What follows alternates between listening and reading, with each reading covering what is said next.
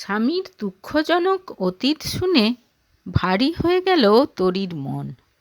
আবার রৌনক যে আসলে খারাপ ছেলে নয় সেটা জেনেও অনেকটা নিশ্চিন্ত হলো সে। এত গুণী তার স্বামী! না, এরকম একটা মানুষকে এরকমভাবে হেরে যেতে সে দেবে না। প্রাণপণ চেষ্টা করবে যাতে রৌনক তার অসম্পূর্ণ কাজ সম্পূর্ণ করতে পারে। ঠাকুমা আর শাশুড়ি মাকে আশ্বস্ত করল সে। আর কিছু না পারলেও স্বামীকে একটা স্বাভাবিক জীবনে অন্তত সে ফিরিয়ে আনবেই। বেশি কথা না বলে সে চলে এলো নিজের ঘরে। রৌনক উঠে বাথরুমে গেছে। তাড়াতাড়ি বিছানাটা গুছিয়ে ফেলল সে। তারপর সুটকেস থেকে নিজের জামাকাপড় বার করে আলমারিতে গোছাতে লাগলো। বাথরুম থেকে বেরিয়ে তরীকে ঘরের মধ্যে দেখে ভীষণ বিরক্ত হলো রৌনক। কেউ যে কেন তাকে একা থাকতে দেয় না এটা সে কিছুতেই ভেবে পায় না। অথচ একা একা শুয়ে শুয়ে আকাশ পাতাল ভাবা ছাড়া তার আর কিছু ভালো লাগে না। আপনার চা এনে দেব নাকি নিচে গিয়ে খাবেন? রৌনককে বেরোতে দেখে জিজ্ঞেস করল তরী। নিচে যাব, বিরক্তির সুরে এটুকু বলেই নিচে চলে গেল সে। সঙ্গে সঙ্গে তরীও নিচে নেমে এলো। সঙ্গীতাদিকে রৌনকের জন্য চা দিতে বলল সে। শ্বশুরমশাই, দেওর সবাই অফিস যাওয়ার জন্য রেডি হয়ে খেতে বসেছে। তরী খেয়াল করল রৌনক চুপচাপ টি টেবিলের সামনে বসে আছে, কারো সঙ্গে কোনো কথা বলছে না। তরীর খুব ইচ্ছে করছিল রৌনকের উস্কো খুস্কো চুলে একটু হাত বুলিয়ে দিতে। সকালে যে মানুষটাকে দেখে তার ঘেন্না হচ্ছিল এখন তার উদাসীন চোখ দুটো দেখে বড় মায়া হচ্ছিল তরীর। সঙ্গীতাদির চা দিয়ে যেতে চা খাওয়া শুরু করলো রৌনক। পাশে বসে তাকে নিরীক্ষণ করতে থাকলো তরী। কি হলো, কি দেখছো এমন করে? কিছুক্ষণ পর বুঝতে পেরে রেগে গিয়ে তাকে জিজ্ঞেস করলো রৌনক। শ্বশুরমশাই আর দেওর একটু আগে উঠে চলে গেছে, ধারে কাছে কেউ নেই। নিশ্চিন্ত হয়ে তাই তরী বলল, দেখছি আমার বরটা কত হ্যান্ডসাম। অবাক হয়ে তার দিকে তাকিয়ে থাকলো রৌনক। এক সময় মেয়েদের কাছে অনেক কমপ্লিমেন্ট পেত সে। আজ অনেক দিন পর আবার কেউ এই কথা বলল। কিন্তু মেয়েটাকে কেন জানে না তার একেবারেই সহ্য হচ্ছে না। তুমি তো আচ্ছা বেহায়া মেয়ে, তোমাকে না বলেছি আমার সঙ্গে এরকম করবে না? মনে রাখবে আমি তোমার কেউ নয়। তা বললে কি করে হয়? অগ্নিসাক্ষী করে বিয়ে করেছেন আপনি আমাকে। সুখে দুঃখে একসাথে থাকার শপথ নিয়েছেন, শুধু এই জীবনে নয়, আগামী 7 জন্মে।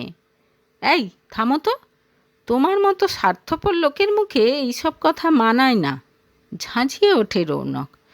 তারপর হঠাৎ করে উদাস হয়ে বলে, সুখে দুঃখে পাশে থাকার শপথ তো অনেকে নেয়, রাখতে পারে কজন? কোনো কিছু না ভেবেই হঠাৎ রৌনকের হাত ধরে ফেলে তরী। আবেগ ভরা গলায় বলে, একবার আমাকে ভরসা করে দেখুন না, আপনার সুখ দুঃখের ভাগ নিতে চাই আমি। কথা দিচ্ছি কোনো দিন আপনার ভরসা নষ্ট হতে দেব না। কথাগুলো শুনে বেশ জোরের সঙ্গে তরীর হাত ছেড়ে ফেলে উঠে দাঁড়ায় রৌনক। তারপর চেঁচাতে থাকে, মা, ঠাকুমা, তাড়াতাড়ি এদিকে এসো। দৌড়ে ঘর থেকে বেরিয়ে আসে মা আর ঠাকুমা। এই মেয়েটার এত সাহস হয় কি করে আমার সঙ্গে এরকম করে কথা বলার? আবার আমার হাত ধরেছে জানো, তোমরা ওকে ভালো করে বুঝিয়ে দাও। প্রচণ্ড রাগের সঙ্গে কথাগুলো বলে সেখান থেকে চলে যায় রৌনক। লজ্জায় মরে যেতে ইচ্ছে করে তরীর। ছি ছি, সবাই তার সম্বন্ধে কি ভাবছে। অনেক কষ্টে কান্না সামলে মুখ নিচু করে দাঁড়িয়ে থাকে সে। শাশুড়ি মা এসে তার পিঠে হাত রাখতেই ঝরঝর করে কেঁদে ফেলে সে। ওর কথায় কিছু মনে করো না মা, আর এতে লজ্জা পাওয়ারও কিছু নেই। স্বামীর ভালোর জন্য তোমার যা ঠিক মনে হবে তুমি সেটাই করবে। তোমার সব সিদ্ধান্তে আমরা তোমার পাশে আছি। তরীর পিঠে হাত বুলিয়ে বলেন তিনি। জানি তোমার আমাদের উপর রাগ হবে, আমাদের স্বার্থপর মনে হবে, মনে হবে আমরা তোমার জীবনটা নষ্ট করে দিয়েছি। কিন্তু আমি তোমাকে বলছি, তুমি এটাকে নিজের বাড়ি মনে করে তোমার ইচ্ছে মতো থাকবে। তোমার যা করতে মন চাইবে তুমি করবে। শুধু দাদুভাইকে সুস্থ করে তোলার দায়িত্বটা তোমাকে নিতে হবে। ভালোবাসা দিয়ে ওর মনের ক্ষতটা সারিয়ে তুলতে হবে, নরম গলায় বলেন ঠাকুমা। কিন্তু তোরই বুঝতে পারে না কি করবে। রৌনকের মন পাওয়া যে সহজ নয় তা সে ভালোই বুঝতে পারছে। ব্যালকনিতে গিয়ে সুমনাকে ফোন করে সে। কাঁদো কাঁদো গলায় সব কিছু খুলে বলে বন্ধুকে। এ তো দেখছি একদম সিনেমার গল্প।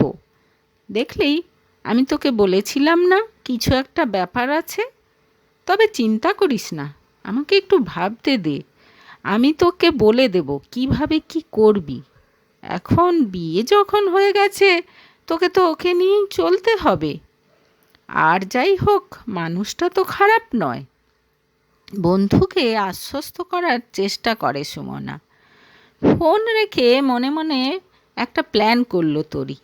ওপরে গিয়ে ঘরে ঢুকে সোজা রৌনকের সামনে কোমরে হাত দিয়ে ঝগড়ার ভঙ্গিতে দাঁড়ালো সে। রাগ দেখিয়ে বলল, আপনি কেমন মানুষ? আপনারা ছেলেরা সব এক, সব কিছুতে মেয়েদের দোষ খুঁজে পান। কেন, কি করেছি আমি? অবাক হয়ে জানতে চায় রৌনক। আপনি কি বলেছিলেন? মেয়েরা লোভী আর স্বার্থপর। আপনি জানেন কোনো কিছু না দেখে আপনাকে কেন বিয়ে করতে রাজি হয়েছি আমি? তার কারণ আমার বয়ফ্রেন্ড আমাকে ধোঁকা দিয়েছে। 3 বছর সম্পর্কের পর আমাকে বিয়ের স্বপ্ন দেখিয়ে শেষমেশ অন্য মেয়ের সঙ্গে রিলেশনে জড়িয়ে পড়েছে সে। রাগে দুঃখে জেদের বশে আপনাকে বিয়ে করলাম। এখন আপনি যদি এরকম করেন তাহলে আপনার সঙ্গেও তো থাকতে পারবো না।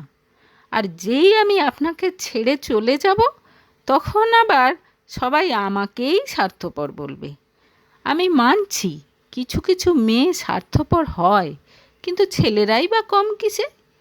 আমার বয়ফ্রেন্ডও স্বার্থপর ছিল, আর আপনিও স্বার্থপর। এখন কি আর করার? সবাই সবাইকে স্বার্থপর বলে দূরে সরিয়ে দিই, তাহলেই সব সমস্যার সমাধান, তাই তো? তোর এই সব কথা মন দিয়ে শুনল রৌনক, কিন্তু নিজে কিছু বলল না। যেন খুব রাগ হয়েছে এরকম ভাব দেখিয়ে ঘর থেকে বেরিয়ে এলো তরি। এর 2 দিন পর দুপুরে খাওয়ার পর একটু শুয়েছিল তরি। রৌনক নিচে স্টাডি রুমে আছে। এই 2 দিন তরি রৌনকের সঙ্গে কোনো কথা বলার চেষ্টা করেনি, বরং তাকে অ্যাভয়েড করেছে। রৌনকের কথা ভাবতে ভাবতেই চোখটা একটু লেগে এসেছিল তার। একটা কথা জিজ্ঞেস করব? হঠাৎ রৌনকের গলা শুনে ধড়মড় করে উঠে বসল তরি। ও আপনি? কি বলছেন? অবাক হয়ে জিজ্ঞেস করল সে।